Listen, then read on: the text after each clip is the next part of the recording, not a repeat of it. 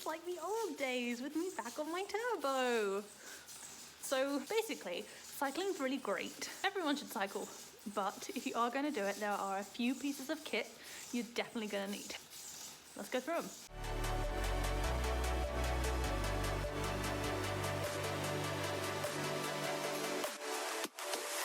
If you shelled out for a bike, which are not cheap, you need to take care of it. This isn't only to like prolong the life of your bike, it's actually to maximize safety while out riding. There's rusty brakes and a chain that keeps jamming because it's so clogged with dirt are not going to be your best friends when you're out on a busy road with cars and buses. So you need to keep your bike clean.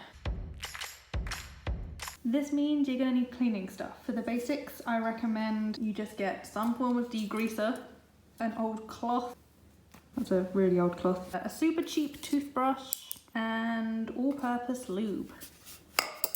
Seriously, that's all you really need. So you can get by with just those, but if you want to branch out, you can get things like actual cleaner. That's actually a drivetrain cleaner, but you know what I mean. Bike cleaner. You can get like special wet and dry lube for your chain. Like special tools. I mean, I have a favorite brand, can you tell? Not sponsored. On the bike itself, you should definitely have a rear light here. You can kind of clip them on wherever. I just keep it on my saddlebag because it stays best there. And if you can afford it, a front light, I mean, you can get really cheap ones and they're really good for safety. So probably a good idea. I also recommend you put at least one bottle cage on because you need to stay hydrated and they really only cost a couple quid. I also have this where I keep nutrition and also like a couple of tools and things. That one's kind of optional if you really get into cycling maybe. But then you definitely need a puncture repair kit. I keep mine in my saddlebag here and I will show you what I've got in it. So this is my saddlebag here. It's pretty decent size, but it manages to get everything in it. I keep 2 cartridges of CO2. This little pad is just because they get super cold when you fill them up. This is just the head that attaches the canister to the inner tube. I have tire levers, that's to get the inner tube out of the tire and then back on again. And then I keep 2 spare inner tubes in there as well. If I get a flat tire, that's all I need to change up and I'm good to go again. And they all fit in there. You are also definitely going to need a track pump to pump your tires up each time you want to go out. While it's technically not on the bike, your wheels are on your bike. So yeah, you definitely need a track pump and preferably a good one. This is not a good one. Let's talk outfit. So yes, technically you could just jump on a bike wearing whatever you're wearing, but I do not recommend it. Jeans were not made for bikes. Okay, no. Whatever happens, you absolutely need a helmet. This is your #1 piece of kit. You should not buy a bike if you do not also buy a helmet. You can buy a helmet for like 40 quid. There is no excuse. How much is a bike gonna cost you? Just add on an extra few, whatever. Just buy a helmet as well. I've been very vocal about this in previous videos. All cyclists should wear a helmet because they literally have saved lives. I know so many people who have been saved by a helmet. And if you'd seen the state of their helmet after a crash, you just wear a helmet. Like, why would you not do it? It takes seconds to put on.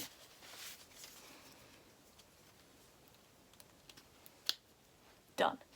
I mean, it hasn't even ruined my hair. To be honest, I think you look stupid without a helmet on a bike more than you do with one. So if that's the reason you're not wearing a helmet, you look stupid without a helmet on a bike. My opinion. It's like the best precaution you can have and it takes seconds. Why? Just do it. Just wear a helmet. I recommend riding with sunglasses. You can get cheap sunglasses for like 10, 20 quid these days. They don't have to be expensive. It's just you need something to protect your eyes from dust or rocks or whatever's gonna get flicked up when you're riding down the road. You can get ones that the lenses change colour according to the sunlight. I mean, go for that if you want, but I've jumped on a bike. I actually raced with £3 aviators because that was all I had. I just like having something to protect my eyes. Shorts. Trust me, get dedicated cycling shorts. These have a pad in them. You can get special women's ones, men ones. They look weird, yes, I know. You put them on, you feel weird, but trust me, a few hours down the road, you are going to be so glad you are wearing one of these. I'm not going to say it just makes all cycling comfortable because that would be a lie, but riding without a pad versus riding with one, immeasurably different, better, so just trust me, cycling shorts can get quite expensive, but you can also get some fairly cheap ones. So if you're like prioritizing your list of cycling gear, put these high up. Don't ride in jeans. whilst we're on this subject, we might be TMI here a bit, but get yourself some chamois cream. This may not technically be an essential, but I feel like if I go about a week without any of this stuff, I notice. And I don't just notice on the bike, I notice in everyday life, okay? Life becomes uncomfortable after a few rides without this stuff. Just put it on for a ride, it takes seconds, totally worth it, not that expensive. This pot will last so long. Other brands are available, just get some. Next we have gloves. Now, I was taught to always ride in gloves in case you fall off because they protect your hands. Obviously in the winter, thick gloves are going to also keep your fingers warm so you can still use things like the brake, which is important. It's really horrible when you're riding in the cold and your fingers are frozen. So yeah, winter gloves. But then in the summer when, you know, you're not gonna have frozen fingers, I still wear fingerless gloves because they also have these little pads on. Holding bars can actually get quite painful after a few hours, so depending how long you're gonna ride, I suppose. But yeah, I always wear them anyway, just in case I fall off. As you can see, these have had a lot of wear, so that would have been, you know, my hand. Get some gloves. Again, like all cycling kit, you can get cheap ones, expensive ones. Just get some good winter gloves if you can, and then you can just, the more money you spend, probably the more comfortable they're going to be, but we're not like shorts and chamois cream territory, okay? Leave it at that. Right, this is technically not an essential, but I would put it's one of those like grey area essentials, and that is a waterproof rain jacket. If you're only going to cycle in the summer and not when it's raining, then obviously you don't need to worry. But if you are going to be out in even just like showers, because when you're cycling, like air is moving towards you much faster than if you are running, you really feel the cold, especially if you're wet. I mean, this, I've folded this really badly, but like you can just sort of stuff it in the back of your shorts or whatever, or your jersey if you're wearing one, and then if it does rain, you can just slip it on. If you get too hot, just slip it off again. It definitely makes the comfort level of the ride much better than without one. Cycling when wet and cold is so unfun, I can't even describe it. That's why I say these are like sort of essential. Those are all the essentials. I recommend if you can only get some things, get those things. But then there are other things that are kind of a bit like the rain jacket. They're not essential, but they're really good if you can have them, and they will make riding a lot better. We already discussed the nutrition bag on the front of your bike, because as you start riding longer, you are going to need to start eating food on the bike, and I put my keys in it and some tools, so it's handy to have there. Wouldn't really ride without that. Also recommend have somewhere for your phone. It's kind of a safety thing. If you have an issue, you need to be able to phone someone. You can either put it in like your saddlebag, get like an armband, you can put it in the back pocket of your jersey. I used to wear this quite a bit. Just go around my waist and I shove my phone in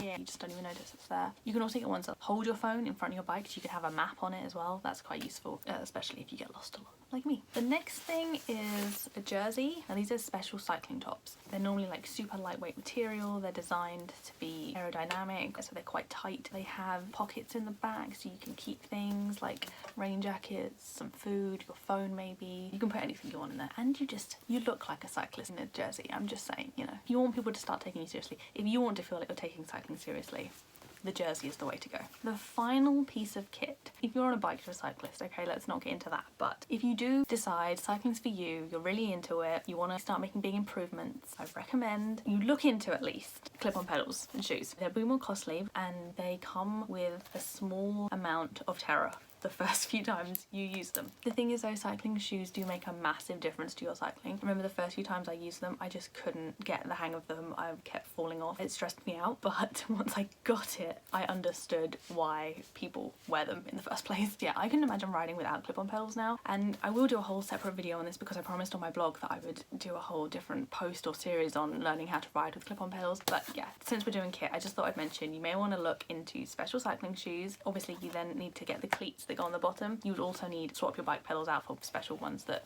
the cleats then clip into. It is a bit of an investment, so as I said, I would recommend starting with cycling, seeing if you enjoy it, and then progressing to clip-on pedals, because as well you'll have more confidence on the bike. And that is all from me. I hope that was useful, informative, or just pass some time for you, you know. Procrastination's a real thing right now. You can find a whole bunch of info on my website as well. If you have any questions, as ever, let me know, either in the comments, you can go on my website, find me there, Instagram, everything is linked below. You just click the buttons, it'll take you there. If you liked this, please give it a thumbs up. Fancy subscribing, give it a go, because I post some form of video every week. It would be nice to see you again. And that's the only way I know how to keep in contact. Thanks so much again, and I will catch you in the next one. Bye!